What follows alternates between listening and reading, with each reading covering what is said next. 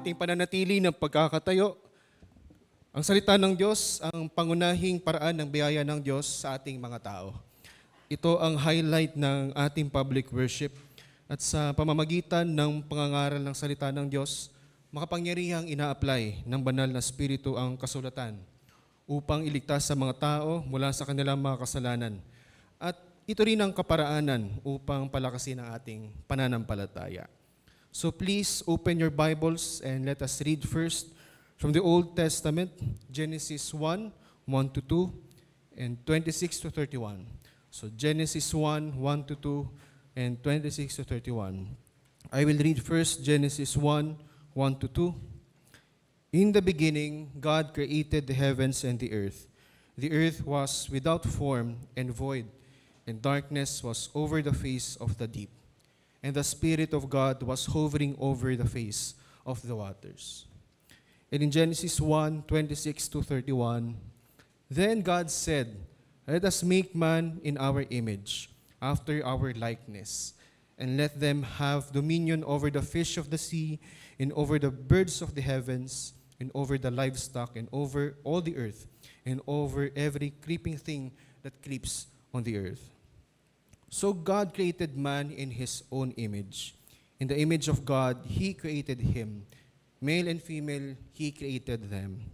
And God blessed them, and God said to them, be fruitful and multiply, and fill the earth and subdue it, and have dominion over the fish of the sea, and over the birds of the heavens, and over every living thing that moves on the earth. And God said, behold, I have given you every plant yielding seed that is on the face of all the earth, and every tree with seed in its fruit. You shall have them for food, and to every beast of the earth, and to every birds of the heavens, and to everything that creeps on the earth, everything that has the breath of life, I have given every green plant for food. And it was so. And God saw everything that he had made, and behold, it was very good. And there was evening, and there was morning, the sixth day. At ngayon naman sa ating pong New Testament, sa John 3, 1 to 8, ating pong basahin. John chapter 3, verses 1 to 8. Now there was a man of the Pharisees named Nicodemus, a ruler of the Jews. This man came to Jesus by night and said to him, Rabbi, we know that you are a teacher come from God, for no one can do these signs that you do unless God is with him. Jesus answered him, truly, truly, I say to you, unless one is born again, he cannot see the kingdom of God. Nicodemus said to him, how can a man be born when he is old? Can he enter a second time into his mother's womb and be born? Jesus answered, truly, truly, I say to you, unless one is born of water and the Spirit, he cannot enter the kingdom of God. That which is born of flesh is flesh, and that which is born of the Spirit is spirit. Do not marvel that I said to you, you must be born again. The wind blows where it wishes, and you hear its sound, but you do not know where it comes from or where it goes. So it is with everyone who is born of the Spirit. Sumari na po kayo makaupo. Ngayon, basahin nating lahat ang Heidelberg Catechism, Lord's Day 3. Ito po ay matatagpuan sa pahina 62 ng inyong Psalter Hymnals. So again, babasahin ko po ang tanong at sama-sama po natin basahin ang sagot. Okay po? So Heidelberg Catechism, Lord's Day 3. Question number 6. Did God create man so wicked and perverse? Answer. No. God created man good and in his own image, that is, in true righteousness and holiness, so that he might truly know God, his Creator, love him with all his heart, and live with him in eternal happiness for his praise and glory. Question number 7. Then, where does man's corrupt nature come from? Answer. From the fall and disobedience of our first parents, Adam and Eve, and paradise. This fall has poisoned our nature, that we are born sinners, corrupt from conception on. And in question number 8, but are we so corrupt that we are totally unable to do any good and inclined toward all evil? Answer, yes, unless we are born again by the Spirit of God. At ngayon po, inanyahan ko po ang lahat na manalangin. Aming Ama na dakilang lumikha, aming Diyos at Panginoon, at dahil sa Panginoong Hesus, kayo po ay natatawag namin na Ama. At sa bawat panahon na aming nababasa ang iyong salita at nakikita sa sanlibutan ng iyong kadakilaan, lalo po naming nakikita kung gaano kami kaliit at ang aming mga isipan ay kailanman ay hindi maaabot ang kabuuan ng iyong kaluwalhatian. Lord, not only that we are finite, but also our ways are foolish. Ito ay dahil sa aming natural na pagiging makasalanan. At nakikita niyo po ang kabulukan ng aming mga puso. Ngunit sa kabila po ng mga yon, isang malaking biyaya na aming nababasa at nakakatungo sa iyong mga kapahayagan sa iyong salita. Panalangin po namin na sa tuwing kami ay makakapagbasa at makakapakinig ng iyong mga salita at sa dakilang gawa ng banal na Espiritu, bigyan niyo po ng liwanag ang kadiliman sa aming mga puso, sa aming mga isipan, salita at mga gawa. At kung dati kami ay laging gumagawa ng mga kahangalan, at kami po ngayon ay nagsusumamo sa aming paghingi sa iyo, Panginoon, ng karunungan.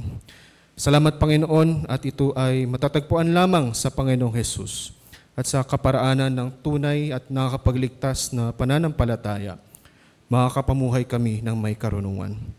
At ito ay buhay na may lubos na pasasalamat sa kaligtasan na aming natatanggap mula sa iyo, O Diyos. At ngayon pong hapon, sa pagpapahayag ng iyong mga salita sa pamamagitan ng pangangaral ngayong Vesper Service, pakita niyo po sa amin ng inyong mga perpektong mga gawa.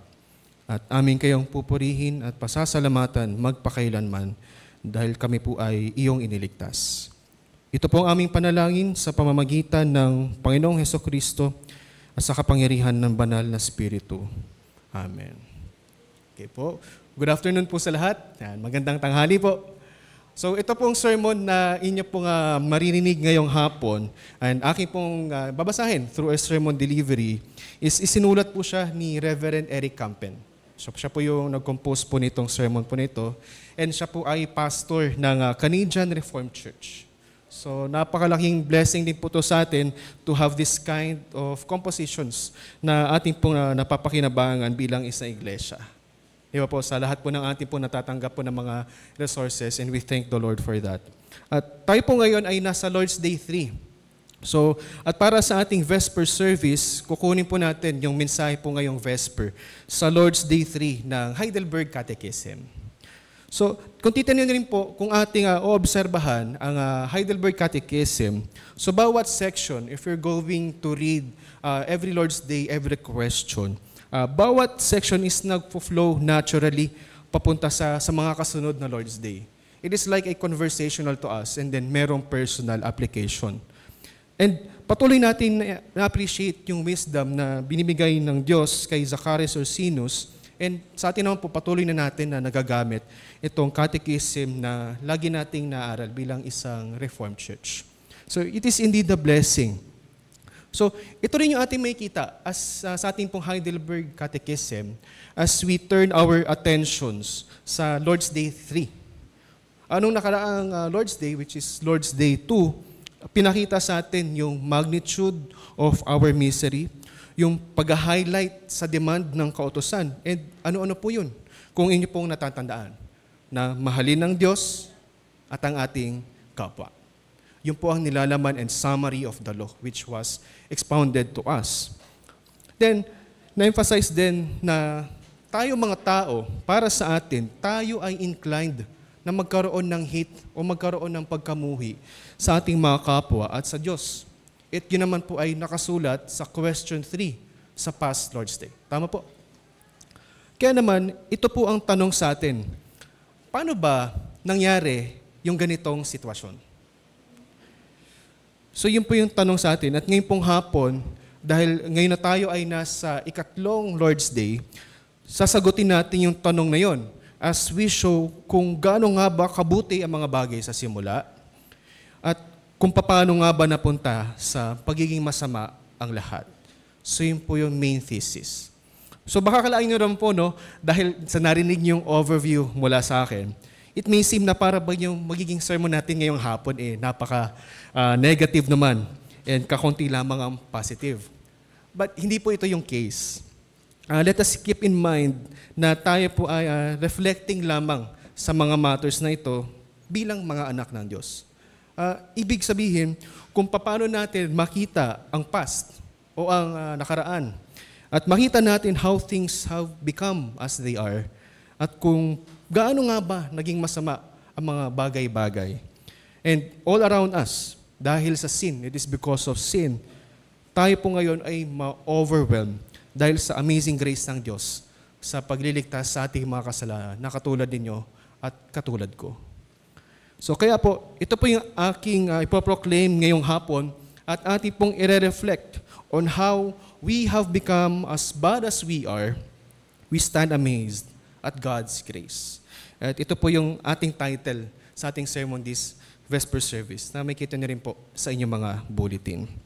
And aside sa contents ng ating bulletin with our title, ito rin po yung ating titingnan na outline ngayong hapon.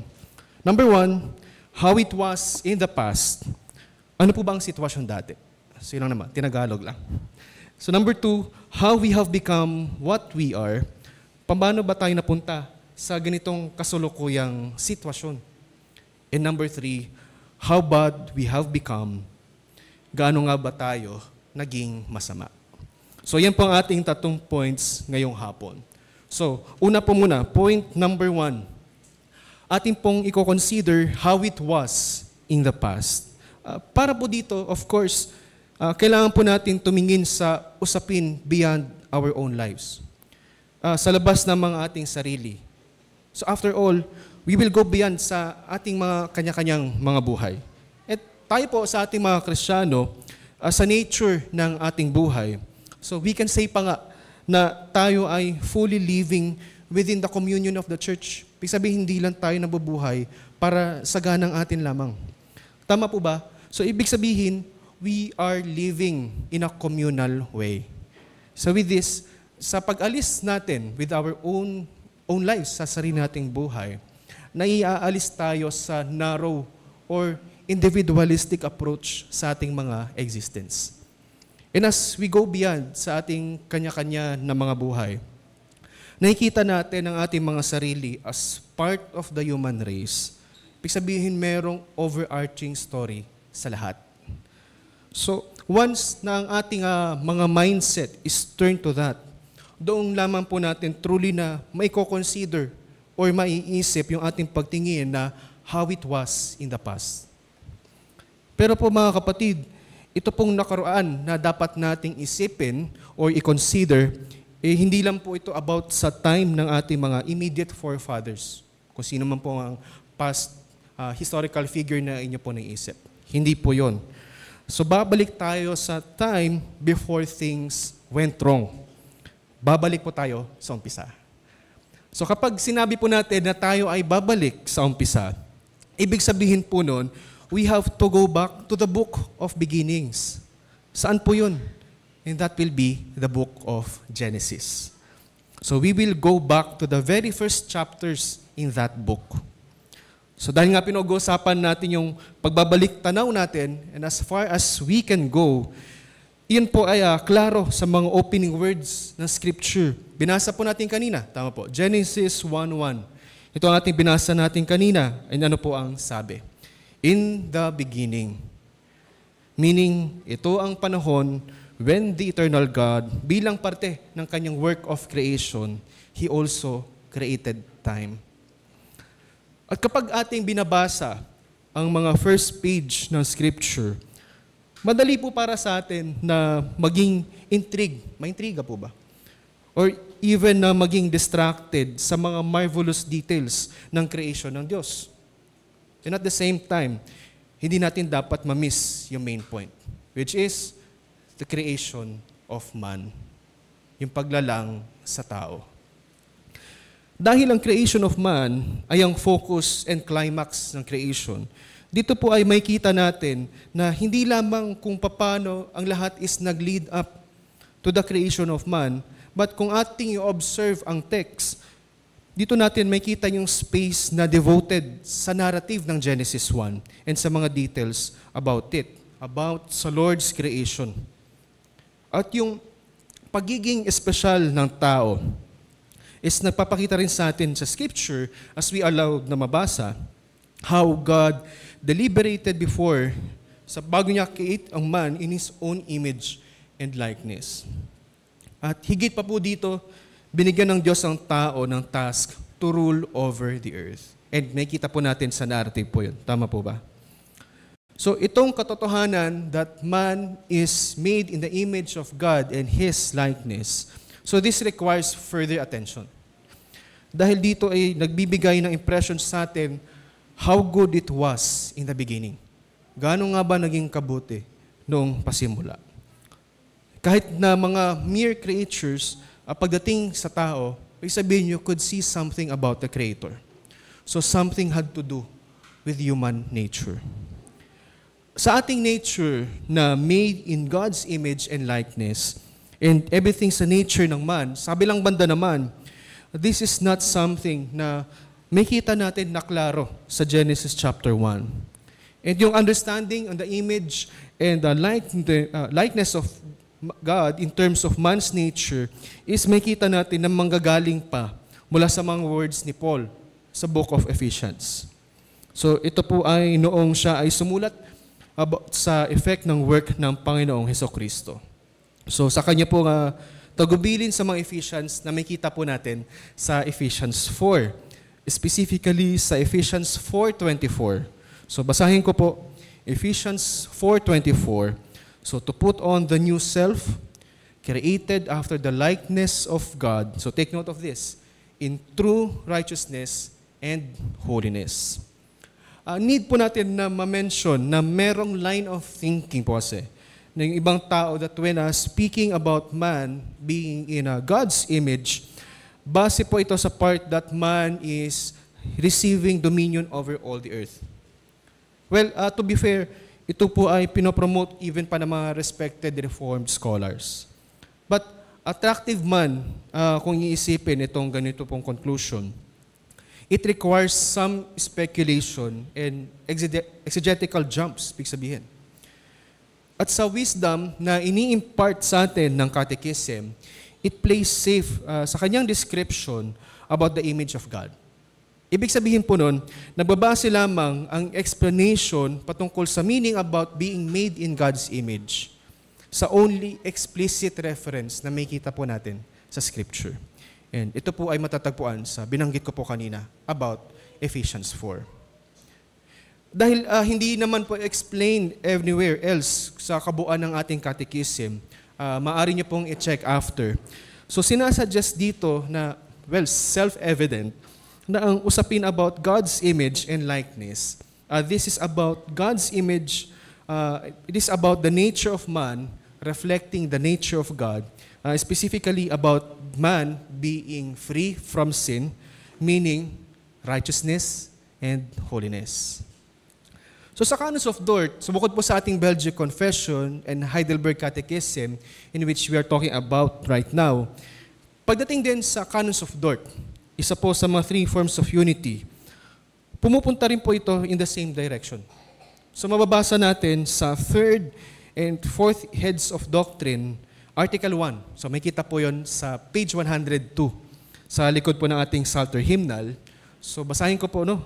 So 3rd and 4th Heads of Doctrine, Article 1, it says, man was originally formed after the image of God. His understanding was adorned with the true and saving knowledge of his Creator and of spiritual things. His heart and will were upright, all his affections pure, and the whole man was holy. So hanggang na lang po muna, putulin ko po muna. So kailangan nating magkaroon ng good grasp kung paano nga ba sa pasimula. So ito yung isa na marahil is nakapanghinayang na bagay in our time that many people never get this far tuwing tayo ay tumitingin sa Genesis 1. Ano yun po yung nangyari? Kadalasan, yung mga tao is nag-spend ng excessive amount of time sa pag-iisip ano nga ba yung mga detalye ng creation o yung tinatawag na mechanics of creation. Doon na lamang nag-spend ng oras sa mga tao. Ibig sabihin, how things work to the very details. Yun na lamang ang naaral. So tuloy, mga tao, hindi lang sila nagka-come up with all sorts of hypotheses or sari-saring explanations based on limited evidences, but they can also become intrigued, na-intriga lamang doon sa mga details in creation. And ang tinatry lang na ma-figure out is yung mga bagay na kung titingnan natin is beyond our own understanding. So kapag nilaan natin yung ating mga energy sa mga ganung mga bagay, we will never get to the point of Genesis chapter 1. So about sa kwento o kasaysayan nating mga tao. So kaya ngayon, let us spend our energy sa ngayong hapon sa pag-iisip about sa marvelous creation which is man. And hayaan po natin ang ating isipan ay mag-reflect doon sa time about man's existence when he was the image of God. So, please note po kung paano ko po ginamit yung verb na was. Past tense po. After all naman, tayo po ay dealing with the past. So, how it was. Kung paano ba dati noong nakaraan. At kung isipin po natin, napaka-amazing po yung kanilang situation during that time. Ano-ano po ba yung kanilang situation? Unaffected by sin, hindi apektado ng kasalanan. So yung ating mga first parents ay may kakayanan na mamuhay in a totally harmonious environment. And kung makita natin from the way na sina Adam and Eve na sila ay eventually na nagtago mula sa Diyos. So matapos yung kainin ng forbidden fruit. So makakakuha tayo ng impression na before is nagkaroon sila ng daily communion sa Diyos. Who would visit them in some form. So walang nakakahadlang in knowing and understanding God. Walang nakakahadlang sa kanila in loving God with all their heart, soul, mind, and strength. So walang nakakahadlang on living with God in blessedness. So yung kanilang pagpupuri at kanilang pag-glorify sa Diyos ay patuloy na walang hadlang din. So meron silang true knowledge of God. So on top of that, kasama na din na mayroong perfect harmony between the man and his wife naman. So ganun na rin between sa kanila and other living creatures. So hindi sila dapat matakot na, for example, mayroong isang tigre or leon na lalapas sa kanila habang sila ay naglalakad through the garden. So para sa isang lion or lamb or pati ang mankind, so lahat po sila, they all lived in harmony. So lahat po ng ito ay posible because there was no sin na magpe-prevent sa kanilang harmonious relationship. So with that, the longer na isipin natin kung ano nga ba ang nangyari in the past, how the situation was or before, so the more na tila po ay tayo ay magiging nostalgic o kaya maglulong for such a time. Mga what if questions mga paano po kaya kung ganito rin yung ating situation up to this moment? Paano kung ganito rin yung ating kalagayan sa ating panahon ngayon? Sa mga ganun pong thoughts. And sa kabilang banda, ang ating imagination, meron naman ding limitation. So, ito po ay dahil, in the end, ang ating nakukuha is snapshot lamang. Kung gaano kabuti noon, kung saan yung nature ng tao, he still reflected God's nature sa pagiging holy and righteous. So, throughout the scripture, nakakakuha tayo ng few glimpses when it speaks on the age to come, o kapag nag-uusapan natin ang darating na panahon, kung saan lahat ng mga bagay is marerestore, na may illustrations of peace, na ating na-enjoy ang new creation, na lubos-lubusan ang biyaya ng Diyos, or times in the consummation, sa dulo, kung saan lahat ng mga threats ng digmaan ay magiging display of fruitfulness as we live in the new heavens and the new earth. Or, maaari nating maisip yung images of the marriage feast of the Lamb, that we will be with Christ in the finality of all things. So, And all in all, lahat po, yung mga bagay po na yon, ng mga image na yon na kinabanggit, is hinahangad ng mga anak ng Diyos. Dahil dito, it makes us realize na may something precious na nawala sa atin. Tama po. Na meron pong nawala sa atin. So mula po sa dinescribe ko kanina, na lahat ng mga blessedness of how it was in the past. So yun din po ba yung nararamdaman ninyo? O naiisip po ninyo about the past? So there was something lost to us. At ngayon, need natin na mag-move mula sa kung paano ba dati, how it was, papunta sa how it has become. Paano po ba na napunta tayo sa ganitong sitwasyon? What we see right now, kapag sinabi ko pong ganitong sitwasyon, hindi po ito magandang picture. Hindi po. Ito po ang ating second point. So of course, tayo ay familiar na with how it was become. So kahit paano, tayo po ay may kaalaman na sa sarili nating sitwasyon bilang isang tao. Tayo ay nabubuhay with this situation. Nalalaman natin well enough mula sa salita ng Diyos yung mga detalye about the actual fall and disobedience na ating mga first parents, in which it was talked about during ating morning service kanina. So, saan po yung may kita sa Genesis 3? At sa ating mga buhay, nare-reflect yung mga effect of that fall into sin. So, mahalaga na isipin po natin ito para matulungan tayong maintindihan why a problem of the past is also our problem today. Same po. At pagdating naman po sa epekto ng fall into sin, it will be beneficial para sa atin na may point out briefly kung ano muna yung mga hindi naapektuhan. Take note po, hindi naapektuhan. Una po sa lahat, hindi nito naapektuhan yung place nating mga tao in the world. Ano po yung ibig ko pong sabihin? As we see our lives in history, meron pa rin pong exercise of dominion. Pero, ito po yung matinding but, ang naapektuhan is paano na-exercise yung dominion. So, sa magiging toil ni Adam, so the world was going to work against him instead na mag-work along with him. Nagkakaroon ng reversal. Yun po ang keyword. At kung titingnan din po natin, hindi inalis yung kanyang human faculties. Katulad ng kanyang speech, which is nandun pa rin. Yung thought, emotions, o yung ability na ma-discover yung potential in creation, and more so pa na magamit ng mahusay ang mga nilikha ng Diyos. So, nananatili pa rin na iba yung tao from other creatures.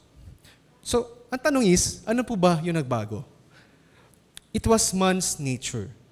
It was the part of him which was the image of God.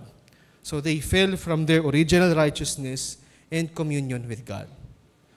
So, sa ating nakita kanina, the image of God ay tumutukoy about man being made in righteousness and holiness. So sa pamamagitan ng disobedience na ating first parents, ang human nature was altered. And in effect, it became anti-image, kabaligtaran. So human nature became illustrated, kabaligtaran nga po, no? So unrighteousness and unholiness. So maari nating sabihin that he became an image of his new father. At sino po itong new father na ito? This is the devil. Father, the devil. Since ito po yung nagtitake place at the very beginning of human race, hindi po maiiwasan na yung lahat ng mga bagay na mangyari after this event, after po nito, is magpapakita ng mga consequences.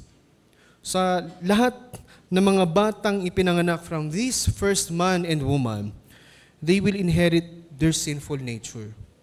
Mapipikap agad ng mga infant itong infected nature. Imputed sa kanila ang sin from the womb of their mothers. And tayo po is nare-remind ng katotohanan ito every time na may isang baby na dinadala sa baptism. Nare-remind tayo ng sinfulness natin mga tao, even from the very womb. So, yung mga parents is tinatanong to confess na ang kanilang mga anak ay conceived and even born in sin, and by nature, they are children of wrath. At saka po, itong change of nature is napapakita rin sa ating mga actions. Not only doon sa original sin, but also with our actual sins. So may kita po natin, and we also confess sa Belgic Confession, pagdating naman sa Article 15, so article after ng ating pong binasa kanina. So that original sin, ang sabi is, as a root, it produces in man all sorts of sin. So from the original sin to the actual sins. So helpful din na ating marinig at mabasa yung ilang salita. So katuloy ng binasa po natin sa Canons of Dort, kanina. So we confess there, again, third and fourth heads of doctrine, Article 1, in continuation. So sabi po dito, but revolting from God by the instigation of the devil and by his own free will, he forfeited these excellent gifts, and in the place thereof became involved in blindness of mind, horrible darkness, vanity, and perverseness of judgment, became wicked, rebellious, and obdurate, pig sabihin po nun ay stubborn, obdurate in heart and will, and impure in his affections. So, dito po ay masisense natin that the situation does not look very good. So, obvious naman. So, nakita nyo rin po ba siya? Ay nga lang, ang question that will arise is, how bad did it really become? Gaano nga ba tayo naging masama? Or gaano nga ba tayo naging kasama? So, kailangan nating malaman dahil kung hindi natin may kita yung full extent of how bad it has become, hindi natin ma-appreciate yung magnitude ng ating misery, and at the same time, or in turn, hindi natin ma-appreciate how amazing ang grace na nanggagaling sa Diyos. So ito yung magdadala sa atin. Sa third point naman. So ang best way, so tayo po ay nasa third point. So ang best way para maipakita how bad it has become, ito ay sa pag-consider natin kung ano nga ba ang kailangan to fix the problem. So hayaan niyo po ako na magbigay ng konting comparison or analogy. So ito po yung analogy. Minsan kayo po ay makakarinig ng mga tao na na-involved sa isang accident. Of course, nakikita nyo naman po sa balita, no? So, gamitin po muna natin yung imagination for a while. So, sa ganitong scenario, for sure, kayo po is magugulat or makaka-experience or even mga extreme negative emotions. Tama po, pag may ganito yung narinig na balita. So, let us suppose naman, so dalhin naman natin yung ating mga imagination. Na halimbawa is, wag naman po sana, na kilala natin yung ganitong tao. Isipin po natin na may kilala tayo na accident. So bago po yung accident, as we think of that person, marahil ito pong tao na to is strong, healthy, matalino, o kaya pwedeng masiyahin, o kaya talented. Or imagine natin siya, well, is a well-rounded person, kung ganun po ang ating description sa kanya. So as we hear the accident, automatically, ang isa po sa mga unang question na maaring itanong is, gaano po ba kalala yung aksidente? At pagpupunta sa hospital, or tatanong, ano nga ba yung lagay ng aksidente? Ang ating reaction afterwards is, madidetermine ang sagot na ating matatanggap, either mula sa isang doktor. So kung sasabihin po sa atin na yung tao is nasa hospital, marahil napakaraming nabali ng mga buto, baka meron pang concussion, merong malalang sugat o pasa, pero buhay pa. Or yung heart niya is still going strong or tumitibok pa. Yes, we will feel sorry for that person, pero nandun yung relief at the same time . Kasi nakikita natin na buhay pa yung tao. After, ay buhay naman. Buti naman, buhay pa yung tao. So nandun yung feeling of relief. So after all, the person is still alive, and sa pamamagitan, either proper care or some surgery, so darating din yung time, makaka-recover din or gagaling din. So sa ganitong situation, baka pwede rin magplano pa tayo na pumunta sa isang hospital or bisitahin yung na-aksidente. So habang nagpapagaling sa hospital bed. Ngayon, iba naman ang situation kung yung sinasabi natin is that person is merong nabaling buto, meron mang head injuries or concussion, or other damages to his body. Kaso, in this kind of situation, siya naman is pupunta sa morgue. Paano kung ganito naman ang situation? Sa ganitong klaseng balita, nagbibigay siya ng effect na sense of quietness sa ating mga isipan. Na, kumbaga, natitigilan na lang lahat eh. So dahil dito, alam natin that he is already dead. Na somewhere, ang kanyang asawa, perhaps somewhere kanyang anak o magulang, is nagsusuluksa. O ibig sabihin, sa madaling salita, yung kanyang buhay is nasira. His life has been wrecked. So next scenario will be a funeral. So itong latter situation sa ating analogy na aking pong binanggit, so ito po yung case pagdating sa nature ng man after the fall and disobedience of our first parents.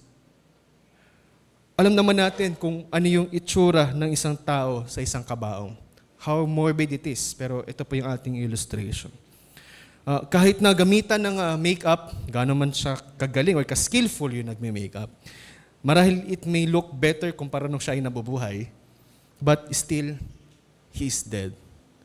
So ito yung ating analogy with man's nature after the fall. May mga bagay na nagpapaalala sa atin sa way na ginawa ng Diyos ang tao in the beginning, with still intact ng ating dignity. Things can look pretty good, yet ika nga, looks are deceiving. But dahil sa fall, he is in a state, man is in a state, kung hindi dahil sa biyaya ng Diyos, he is not healable. Di siya maaring mapagaling. Kumbaga, he is a spiritual wreck. Or sa Tagalog, siya ay kasiraan. Because he is dead. We are dead. Ngayon, ito po ang point na powerfully na sinasabi ng Panginoong Jesus sa kanyang conversation with Nicodemus. So may kita natin ang conversation na to in John 3, which is we read earlier. So the Lord Jesus told Nicodemus that no one can see the kingdom of God unless he is born again. Sa kanyang response sa mga further questions ni Nicodemus, ang sinasabi ng Panginoong Jesus is that we must be born by the Spirit. So mahalaga na ating ma-emphasize and ma-highlight ang need for regeneration or to be born from above. Hindi ito po yung something na we can do sa ating mga sariling lakas o sa ganang atin lamang. At kung ating iisipin, ang isang patay na tao, remember, patay na tao, siya po ay walang kakayahang bigyan yung sarili niya ng buhay ulit. Nangangailangan po na ibigay ito sa Kanya. At even sa ating New Testament, even kay Paul, he mentioned and wrote about being a new creation. So matatagpuan po yan sa 2 Corinthians 5:17. Sabi po is, therefore, if anyone is in Christ, he is a new creation. The old has passed away, behold, the new has come. Ang tinutukoy ni Paul about new creation is about the nature of man. So, mabalik po sa John 3. Ironic po na itong very passage na nagpa-point out about how bad it has become, so dahil sa ating fall into sin, is ginagamit ng iilan in such a way na nami-minimize yung severity ng ating human condition. So, ang dahilan po is that tinitake ng iilan itong salita ng Panginoong Jesus here in John 3 about the need to be born again and to be born by the Spirit.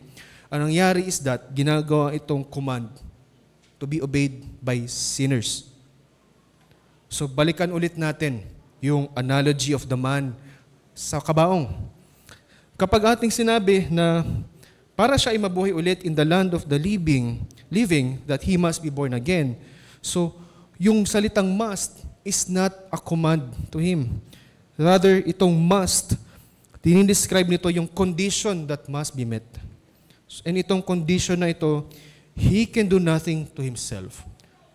Ito po ay descriptive o naglalarawan lamang. Hindi po ito imperative or nag-uutos. So, ano po ang ini-impress nito sa atin? it shows us how bad it has become. Gaano naging kasama ang mga bagay, and specifically sa disposition o kalagayan nating mga tao. Human nature did not merely suffer a severe bruising in the fall into sin. So hindi lang pasa o masasabi natin na ang consequence ng fall is minimal. But it was wrecked. Sa Tagalog ay sirang-sira. We are wrecked, and not only that, we are wretched. Tayo ay sira dahil sa kasalanan at tayong lahat ay puno ng pagdurusa. Hindi po tayo dapat malinlang by the ideas na ang sangkatauhan ay tila ba katulad ng sa original. And to put it plainly, spiritually speaking, man is dead. Tayo pong lahat ay mga patay. Apart from the Lord and His work, tayo po ay mga patay spiritually. Ang nakikita lamang po natin, all the people around us. The nature of man today is a mere shadow of his former glory. So yung true knowledge of God, righteousness and holiness is past tense na lamang po. Dahil lahat tayo, dahil kay Adan, tayo po ay nahulog sa kasalanan. It was in the past tense. Kaya po mga kapatid ko na nandito sa Zion Covenant Reformed Church, kapag ating tinitingnan yung buong sangkatauhan, how it was, what it has become, and how bad it has become, again, tayo po ay ma-overwhelmed by the magnitude of our misery. At the same time, when we keep in mind that we have been looking at this in the comforting company of our Lord Jesus Christ, which yung pag-uusapan po natin sa mga susunod na Heidelberg Catechism. And He is the second Adam. Our Lord Jesus Christ is the second Adam na siya nagbigay sa atin ng new life in the Spirit. And wala pong duda na ating pong masasabi at buong puso po na ating aawitin. Amazing grace, how sweet the sound that God saved a wretch like me. Muli, tayo po ay manalangin. Aming mahabaging Diyos, kami pong mga tao sa aming natural na disposisyon, kami po ay tila nasa isang malalim na putikan. Unti-unti at sigurado yung aming paglubog. At ang masakit na katotohanan ng Panginoon, ito po ang ninanais ng makasalanan naming puso. Sa aming po mga isipan at buong pagkatao. We always miss the mark, but we willfully do it. At kung saganang amin lamang, wala po kaming pag-asa. Kami ay dukha sa iyong harapan. At sa aba naming kalagayan, Panginoon, tiyak na aming haharapin ang iyong katarungan. At inaamin po namin, Panginoon, na nararapat po ito sa amin. Ngunit salamat po sa tiyak na pagtulong na nanggagaling sa banal na Espiritu, na noong kami ay nabigyan ng kaunawaan ng aming likas na pagiging makasalanan, kami po ay iniahon sa putikan ng kawalan ng pag-asa. At kami ay hinugasan sa pamamagitan ng Panginoong Hesukristo. Salamat po, Panginoon, sa inyo pong pag-ibig sa amin. O aming Ama, sa iyong pagkapili sa amin bago itinatag ang sanlibutan, upang kami ay maging banal at walang dungis sa iyong harapat. At sa iyong kabutihan, araw-araw po naming natatamasa ang iyong pangangalaga at pagtugon sa aming mga pangangailangan. Panginoon, ang aming mga puso ay puno ng pasasalamat po sa iyo. Sapagkat sa bawat araw na meron po kami dito sa lupa, ito ay yung ibinibigay sa amin, ikaw po na aming hari. Kaya't aming panalangin dahil sa iyong kagandahang loob, ikaw po ay aming mahalin at sundin sa aming mga buong buhay, sa aming lahat-lahat. O Diyos, ikaw lamang po ang aming pupurihin, magpakailanman. Maraming salamat po. Amen.